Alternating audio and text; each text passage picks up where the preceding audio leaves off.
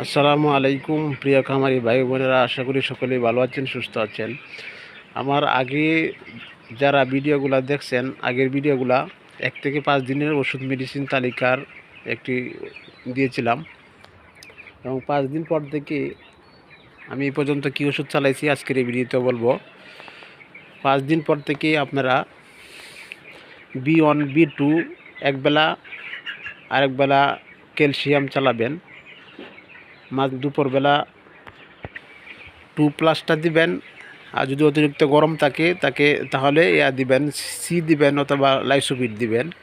এভাবে 5 দিন চালাবেন। এভাবে আমি 5 দিন চালাইছি। 5 দিন পরে থেকে আবার এভাবে 5 দিন পর থেকে আপনারা মাল্টিভিটামিন একবেলা দিবেন, দুপুরবেলা ভিটামিন সি দিবেন অথবা লাইসোবিট দিবেন।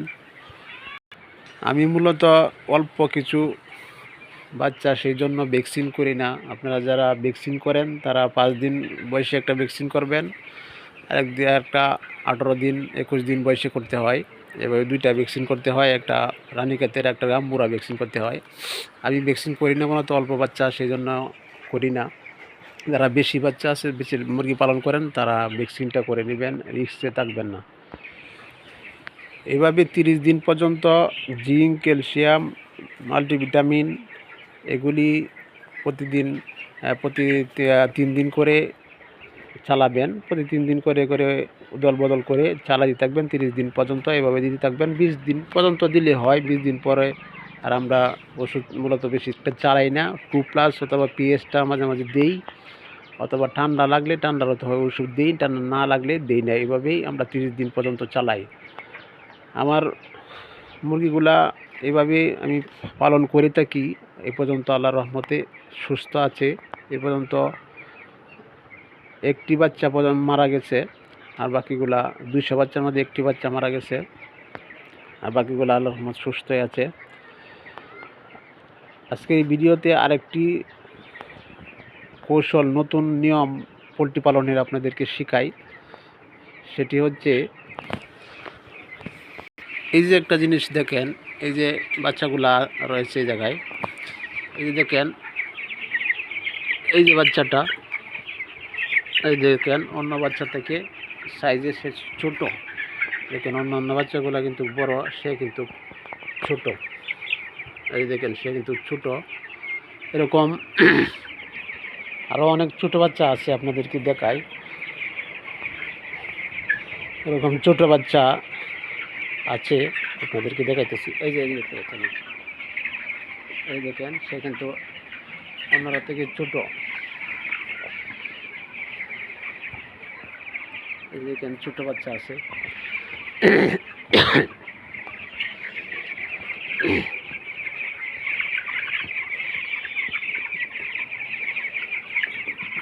এই দেখেন এই বাচ্চাটা ছোট। এরকম প্রত্যেকটা মুরগি এরকমভাবে দেখে, খেয়াল করে ভালোভাবে দেখে, এই দেখেন একটা বাচ্চা ছোট হয়ে যায়। এরকম এই ছোটো বাচ্চাগুলা আপনারা 15 দিন হইলেই আলাদা করে দিবেন। আমার বাচ্চাগুলার 15 দিন বয়স হয়ে গেছে। আমি এই যে জায়গাটা দেখতে পাচ্ছেন, আমার এই ঘরের সাথেই বারিন্দা। এই বারিন্দার মধ্যে আমি এই ছোটো ছোটো বাচ্চাগুলা এখানে আলাদা করে দিব। আলাদা করে দিয়ে এদেরকে আমি একটু ওষুধ, ভিটামিন বেশি করে দিয়ে দিব, নতুন করে আবার দিয়ে দিব বেশি বেশি করে। আর সবচেয়ে বড় কথা হচ্ছে, এরা যখন এভাবে গাদাগাদি করে এক জায়গায় থাকে, তখন ছোটো বাচ্চাগুলা এই যে বড়ো বাচ্চাগুলার ছাপে এগুলা বড় হয় না। আর সবচেয়ে বড় যে কারণটা হচ্ছে, যখন এভাবে সবগুলা মুরগি, সবগুলো বাচ্চা যখন একসাথে খাবার খায়, তখন কিন্তু, এখন তো অল্প খাইতেছে, কিন্তু সবগুলা যখন একসাথে জাপ দিয়ে খাবার খায়, তখন ছোটো যে বাচ্চাগুলা, এই বাচ্চাগুলা এই বড়গুলার সাথে টাক্কর দিয়ে খাবার খেতে পারে না। যার কারণে এরা কী করে, এই যখন টালা ধাক্কা করে, টালা ধাক্কা খেয়ে এরা আর খাবারটা একসাথে খায় না, না খেয়ে একসাথে একখানি দিয়ে এভাবে বসে থাকে। বসে থাকলে এরা পরে আস্তে আস্তে পিষে পড়ে যায়। আপনি এই ছোটো বাচ্চাগুলা, যেগুলা ছোটো হয়ে যায়, এই বাচ্চাগুলাকে আপনারা আলাদা করে একটু ওষুধ, একটু ভিটামিন বেশি করে দিয়ে দিবেন এবং একটু বড় একটু জায়গার মধ্যে, এরকম বড় একটু জায়গার মধ্যে দিয়ে দিবেন, যাতে এরা আরামে থাকতে পারে এবং খুব সহজে তারা খাবারটা খেতে পারে। যদি সহজে খাবারটা খেতে পারে তাহলে এরা তাড়াতাড়ি বড় হয়ে যাবে।